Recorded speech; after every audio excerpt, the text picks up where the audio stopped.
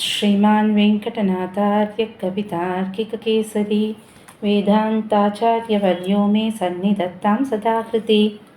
सञ्चार पद्धति श्लोकं 308. निधिमिव निरपायं त्वामनादृत्य मोहात् अहमिव मम दोषं भावयन् क्षूद्रमर्थं मयि सति करुणाया पूर्णपात्रे त्वया किं परमुपगमनीय पादुके रङ्गनाथः. பதபதார்த்தம். ஹே பாதுகே, வாராய் பாதுகையே, நிரபாயம் அழிவில்லாத, நிதிமிவ புதையல் போலிருக்கின்ற, துவாம் உன்னை, அநாதிருஷ்ய அலட்சியம் பண்ணி, மோகாத் தெரியாத்தனத்தினால், க்ஷூத்ரம் மிகவும் கெடுதலான, அர்த்தம் பிரயோஜனத்தை, பாவையன் எண்ணுகிறவனான, அகமிவ நான் போல, கருணையாக தயைக்கு, பூர்ண பாத்திரே நிரம்ப தகுந்தவனாயிருக்கின்ற, மயி சதி நான் இருக்கும் பொழுது, மம என்னுடைய, தோஷம் கெடுதலை, பாவையன் நினைக்கிறவரான, ரங்கநாதகா ஸ்ரீ ரங்கநாதனானவர், துவயா உன்னால், பரம் நல்லவரான வேறொருவரை, உபகமனீயா கிம் அடைவிப்பிக்க தகுந்தவரா என்ன அப்படின்னு கேட்குற. இது ஒரு அட்டகாசமான ஸ்லோகம். நமக்காகவே சுவாமி எழுதியிருக்கிற ஸ்லோகம். இந்த ஒரு ஸ்லோகம் பெருமாள் புரிஞ்சுட்டார்னா நம்மளை காப்பாற்றிடுவார். அந்த மாதிரியான ஒரு ஸ்லோகம். இதை ஏன் நம்ம சமர்ப்பிக்கிறோம் பெருமாள் கிட்டன்றது, பெருமாள் நமக்காக யோசிச்சுட்டார்னா உடனே நம்மளை காப்பாற்றிடுவாருங்கிற அளவுக்கு அற்புதமான ஒரு ஸ்லோகமாக நமக்கு சுவாமி இதை கொடுத்துருக்கார். அதாவது என்ன அப்படின்னா, இங்கே பாதுகையானவள் ஒரு பெரிய புதையல் மாதிரி இருக்கா. நமக்கு கேட்டதெல்லாம் கொடுக்கக்கூடியவளாக இருக்கா. ஆனால் நம்ம என்ன பண்ணுறோம், அது எதுவுமே தெரியாமல், அதோட பிரயோஜனங்களை அனுபவிக்க தெரியாமல், நம்ம பாதுகையை முழுசாக அண்ட தெரியாமல் இருக்கும்.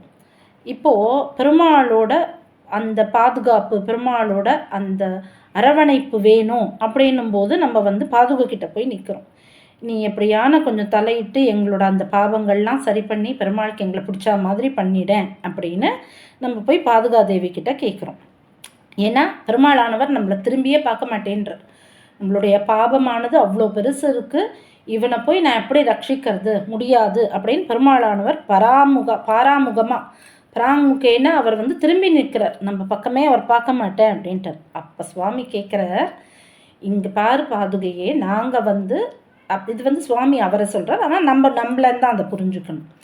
எங்களுக்கு ஒழுங்காக கேட்கக்கூட தெரியாது, என்ன பண்ணணும் அப்படின்னு கூட எங்களுக்கு தெரியாது. ஆனால் பெருமாளோட அந்த அனுகிரகத்துக்கு வாங்கிக்கிறதுக்கு சரியான பாத்திரம் யாருன்னா நாங்கள் தான்.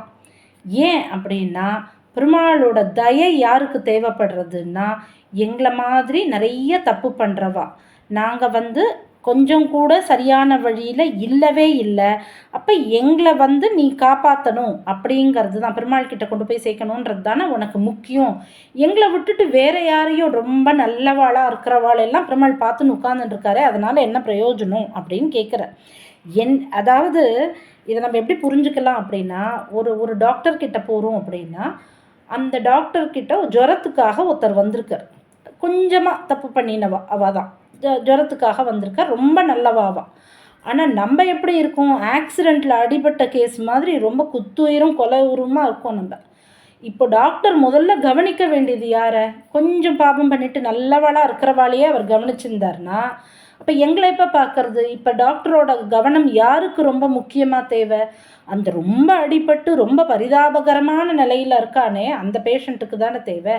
அந்த மாதிரி பெருமாளானவர் யாரை பார்க்கணும், நிறைய பாவம் பண்ணி எப்படி தான் இதை காப்பாற்ற போகிறோமோ தெரியலையேன்னு ஒரு நிலையில் நிற்கிற என்ன மாதிரியான பாவம் பண்ணவாளை தானே பார்க்கணுன்னு நம் சார்பாக சுவாமி இப்போ பாதுகை கிட்ட கேட்குறார். பெருமாள் முகத்தை அப்படி திருப்பி நின்றுட்டார்னா அப்போ எங்களெல்லாம் யார் தான் கரை சேர்க்கறது அப்படின்னு கேட்குறார். இதே மாதிரி ஒரு ஸ்லோகம் தயாசதகத்துலேயும் சுவாமி சாய்ப்பார். அதாவது தயாதேவிக்கு எது ஆகாரம் அப்படின்னா, பாபங்கள், நம்மளுடைய பாபங்களை அவள் முழுங்கிடுறாளாம். அதனால நம்மளோட பாபங்களே இல்லாமல் பண்ணிடுறா அப்படின்னு. அப்போது அதுக்கு சுவாமி சாய்க்கிற, தயாதேவியே, அப்போது உனக்கு பசியே எடுக்காத அளவுக்கு உனக்கு எப்படி யாரால் ஆகாரம் கொடுக்க முடியும்னா எங்களால் தான் முடியும். ஏன்னா எங்கள் ஒருத்தர்கிட்டையும் அவ்வளவு பாவம் இருக்குது. அது நீ சாப்பிட்டேன்னா உனக்கு பசியே எடுக்காது. அந்த அளவுக்கு எங்களோட பாபங்களை நீ சாப்பிட்லாம். கொஞ்சமாக பாபம் பண்ணவா கிட்ட நீ போனேன்னா உன்னோட பசியானது எப்படி தீர்ந்து போகும்? எங்கள் கிட்டவா நிறைய வச்சுருக்கோம், 3 வேளைக்கும் சேர்த்து வயர் ரொம்பற அளவுக்கு நாங்கள் கொடுப்போம் அப்படின்னு ஒரு ஸ்லோகம் ஒன்று கொடுத்துருப்பார். இதே மாதிரி தேவநாயக பஞ்சாஷத்துலேயும் ஒன்று கொடுத்துருப்பார். விந்தன் பவான் விபுதநாத சமஸ்த தேவி சமஸ்தவேதி கிம்நாம பாத்திரம் அபரம் மனுதே கிருப்பாயாக அப்படின்னு. கிம்நாம பாத்திரம் அபரம், எங்களை விட்டால் வேற யாருக்கு நீ இவ்வளோ நல்லது பண்ண முடியும்? அதனால நாங்கள் தான் ரொம்ப மோசமான ஸ்திதியில் இருக்கோம். அதனால எங்களை காப்பாற்றுறது தான் முக்கியம். ஆனால் எங்களுக்கு உன்னோட பெருமையும் தெரியல, பெருமாளோட பெருமையும் தெரியல, அவரை எப்படி கேட்கணும்னு தெரியல, உன்கிட்டயே எப்படி கேட்கணும்னு தெரியல. ஆனால் நீ நடுவில் தலையிட்டு பாதுகாதேவியே, நீ தான் இதை எல்லாத்தையுமே சரி பண்ண வைக்கணும் அப்படின்னு கேட்குறேன்.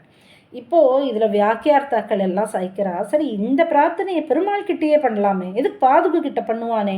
எப்படியுமே நமக்கு பாதுகையோட பெருமையும் தெரில, ரங்கநாதனோட பெருமையும் தெரில, தெரியல அப்படிங்கிறத நேரம் ரங்கநாதன் கிட்ட போய் சொல்லிட்டு உன்னோட பெருமை எனக்கு தெரியலப்பா, நீயே காப்பாத்துன்னு நேரம் ரங்கன்கிட்டயே கேட்கலாமே, எதுக்கு பாதுகை கிட்ட போய் நடுவில் கேட்கணும்? அப்படின்னா அதுக்கு வியாக்கியார்த்தாக்கள் அழகாக எடுக்கிறா. சுவாமியோட பத பிரயோகத்தில் என்னென்னா, பெருமானம் என்ன மாதிரி தான் இருக்கார், அவர்கிட்ட போய் நான் என்னத்தை கேட்கறது அப்படின்னு.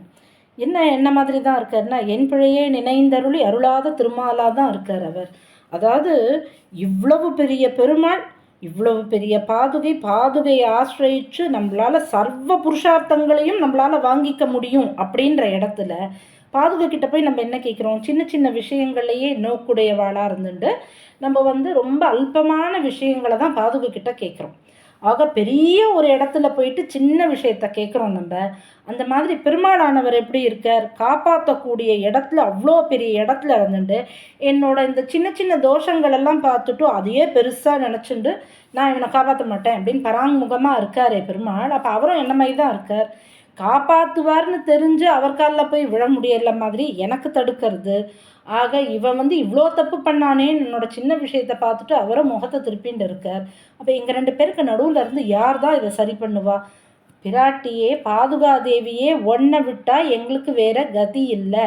அதனால ஒன்றை நன்னா புரிஞ்சுட்டோம்னா அதுவும் இல்லை, ஒன்னையும் நாங்கள் அலட்சியம் பண்ணி தெரியாதனத்தினால கெடுதலான பிரயோஜனத்தை தான் கேட்டுருக்கோம். உன்கிட்ட அப்படியே பிரமாதமான ஒரு மோட்சத்தை கொடுன்னு கேட்கறதுக்கு கூட எங்களுக்கு தெரியல. அனாதிருஷ்ய அலட்சியம் பண்ணி மோகாத் தெரியாதனத்தினால் க்ஷூத்ரம் மிகவும் கெடுதலான அர்த்தம் பிரயோஜனங்களை நாங்கள் கேட்டுருக்கோம். ஆனால் உன்கிட்ட அவ்வளோ பெரிய விஷயத்த கேட்கறதுக்கு கூட எங்களுக்கு தெரியல. அப்போ நாங்கள் எவ்வளோ பரிதாபமானவா?